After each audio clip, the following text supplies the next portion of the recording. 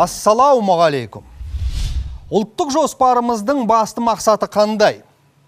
Индустрияландыру мен экономикалық өсімді қамту үшін не істеу қажет? Жалпы еліміздің реформаларын жүргізуге кім кедергі келтіріп отыр?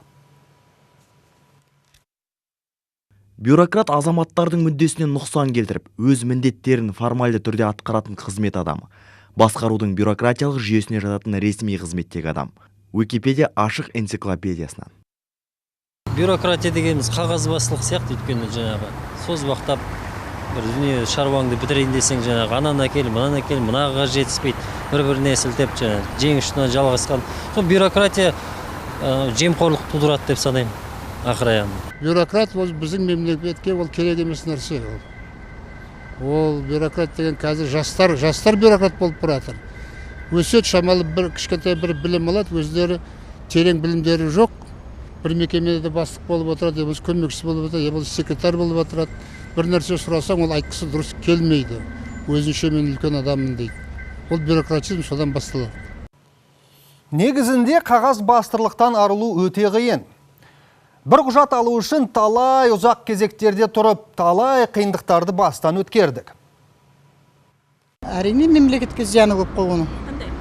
Мысалы, бюрократтар олар тыңдайды істемейді іспен. Қағаз жүзінде болмайды да. Солай деп ойлаймын мен өзім. Содан көп жұмыстар ақсайды одан.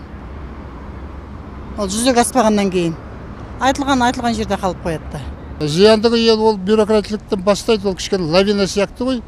Таудан жаңағы сел болады ғой, кішкентайдан бастап, кейін төменгі жаққа барған кезде сел болып кетеді. Бюрократ та сондай. Кішкентайдан бастайды, майдасынан көбейеді, коррупцияның бәрі соған келеді. Негізінде халықпен бірге мемлекетте жапа шегуде. Өз кәсібін дөңгелетем деген талай кәсіпкерлер, талай іскерлерді осы бюрократия жалықтырды ғой. Сондықтан ұлттық жоспарда аталған мәселелерді шешіп, елдің экономикасын дамыту үшін ең алдымен осы кедергілерді жоюға күш салуда. Негізінде кеден мен салық кодекстері бірігетін болады. 37-ші қадам салық және кеден саясатын және рәсімдерін оңтайландыру, бірыңғай кеден тарифі кедендік мөлшерлемесін қысқарту. 38-ші қадам экспорттық және импорттық кеден рәсімдерін өту кезінде бір терезе қағидатын енгізу, экспорт және импорт үшін құжаттар санын және оларды өңдеу уақытын қысқарту. 39-ші қадам кеден және салық жүйелерін интеграциялау, тауар салық салу мақсатында Қазақстан аумағына кірген кезеңнен бастап оны сатқанға дейін бақылауға алынады. Нұрсұлтан Назарбаев, Қазақстан Республикасының президенті. Бюрократтермен де қағаз бастырлықпен де елімізде күресіп жатыр. Халықтың қамын ойлаған халыққа қызмет көрсету орталықтары жұмыс істегелі бері көзіміз ашылды. Негізінде бір терезе арқылы біраз мәселе шешілді.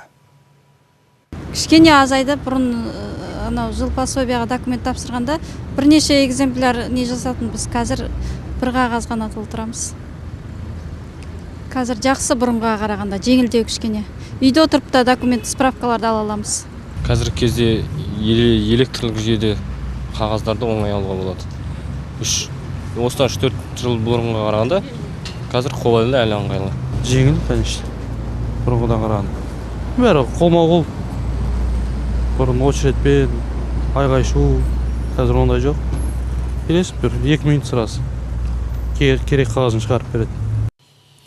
Еліміздегі әкімшілік жүйесінің жаңаруын еліміздегі халыққа қызмет көрсету орталықтарымен салыстыруға болады.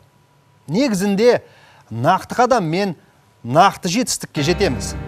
Дәл қазір Ақсәуле Әлжанмен бірге қорытынды жаңалықтар.